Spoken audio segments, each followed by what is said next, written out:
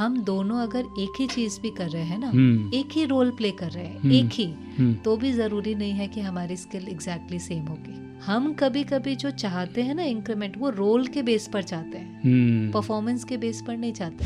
Appraisal का जो मापदंड है प्राइमरीली, जो लोगों का फीडबैक होता है, जिसके बेसिस पे आपका प्रमोशन होता है, इंक्रीमेंट होता है, बोनस वगैरह मिलते हैं एक्सेट्रा, वो कंपैरिजन का है कि इसके मुकाबले में तुमने अच्छा किया या इसके मुकाबले में तुमने ख़राब किया।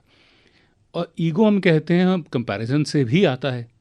तो जब अप्रेजल मैकेनिज्म जो है, जिसके बेसिस में हम एक दूसरे को जज कर रहे हैं, एक ऑर्गेनाइजेशन हो या कुछ भी हो, तो फिर कहीं ना कहीं उस सिस्टम के बारे में हम क्या करें जो कंपैरिजन पे ही बना है। कंपैरिजन पर जो सिस्टम बना है वो बहुत समय तक चल नहीं पाएगा। इतने सालों से तो चला आ रहा है। नहीं, ऐसा नहीं है। उसके अंदर कई लोग मजबूरी से भी काम कर रहे होते हैं।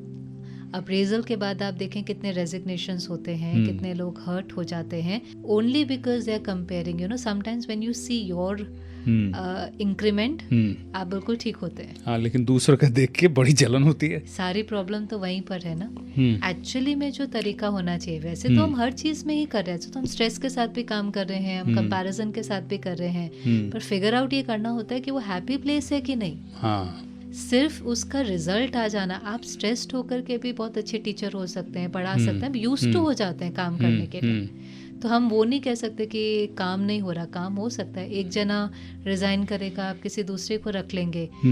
इम्पोर्टेंट फाइंड आउट करने का है कि वो हैप्पी वर्क प्लेस है कि नहीं है। जो तरीका होना चाहिए अनफॉर्चुनेटली नहीं है, लेकिन जो होना चाहिए हर एक को उसकी कैपेसिटी से जज करना चाहिए। आज अगर आपका कोई अप्रेजल है, इंक्रीमेंट लेटर आया है, सिट विद योर सेल्फ और अपने आप से पूछें ऑनेस्टली कि मेरी परफॉर्मेंस लास्ट ईयर से इस ईयर में बेटर है, और उसके कंपैरिजन में जितना इंक्रीमेंट मुझे मिलना चाहिए मिला है। अगर वो है तो फुल स्टॉप लगाना चाहिए। और अगर नहीं है तब भी फुल स्टॉप लगाना चाहिए। नहीं, then if you want to talk to somebody, आप बात कर लेना, उसमें कोई हर्जा नहीं है। अगर आपको लगता है कि I want to talk to my seniors, आप बात करें। If you want to leave, आप लीव भी करें, उसमें भी कोई हर्जा नहीं है। प्रॉब्लम है हमारा कांस्टेंट जो नेगेटिव थिंकिंग है, उसको इतना, मुझे इतना नहीं। हम दोनों अगर एक ही चीज भी कर रहे हैं ना, एक ही रोल प्ले कर रहे हैं, एक ही, तो भी जरूरी नहीं है कि हमारी स्किल एग्जैक्टली सेम होगी। हाँ, और आउटपुट भी जरूरी नहीं कि सेम हो। जरूरी नहीं है। फॉर एग्जाम्पल, हम दो जने भाषण नहीं कर रहे, हम स्पीकर हैं, तो हम दोनों सेम होंगे क्या? बिल्कुल भी नहीं। दो जने कोई एडिट करते हैं, दो जने कोई, सो हमारा रोल सेम होगा, पर सेम रोल होते हुए भी परफॉर्मेंस जरूरी नहीं है सेम होगी।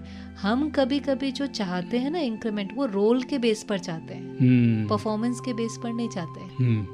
पर ऐसा हो सकता है कि सेम रोल होते हुए भी उसकी परफॉर्मेंस और उसका आउटपुट ज्यादा है, may be that is why उसका इंक्रीमेंट ज्यादा है, पर आपका पिछले साल से ज्यादा है। So instead of being content, हम कई बार थोड़े से डिसहार्टन हो जाते हैं। बहुत बढ़िया, क्या बात है।